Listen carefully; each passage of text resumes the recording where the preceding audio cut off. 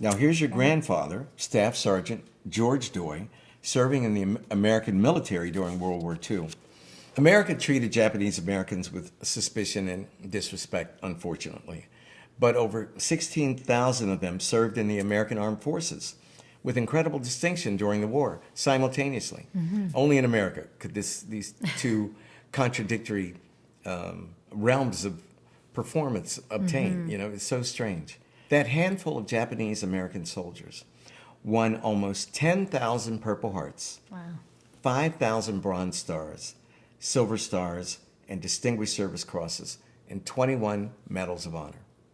All the while, 120,000 of their friends and relatives were in these relocation centers. Right. So right. strange. So schizophrenic of our yeah, country. Yeah. As President Bill Clinton said many years later, and I quote, "Rarely has a nation been so well served by a people it's so ill-treated." I think it just goes to show just the loyalty that they really wanted to show the country. That despite the fact that their families were basically incarcerated at home, they were willing to go and fight in the war and prove, their American citizenship. And, I think a lot of some of the stories and things about my grandfather, we're so proud of what he did over there. And, of another battalion, the 442nd, that is so decorated. They really were the front lines in put into situations that were tough, but they are so determined, I think, and so bent on proving their American loyalty that they were great soldiers. They were. It's astonishing. But does it make you angry? When I think about the way my ancestors were treated sometimes, and my family is a very distinguished family, and they have done very well.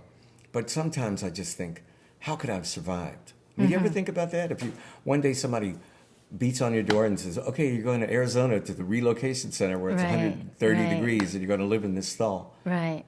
Well, I think it's hard. I mean, I think, obviously what Japanese Americans have gone through is nothing like what your ancestors had gone through for generations and generations. But, I think it's the same. It's similar in the fact that their lives were torn from them, their property taken, lost, and basically had to start over once the war was over. So, I think the third, fourth generation now are hey, we need to get the story out there, and you don't want to see a repeat in history.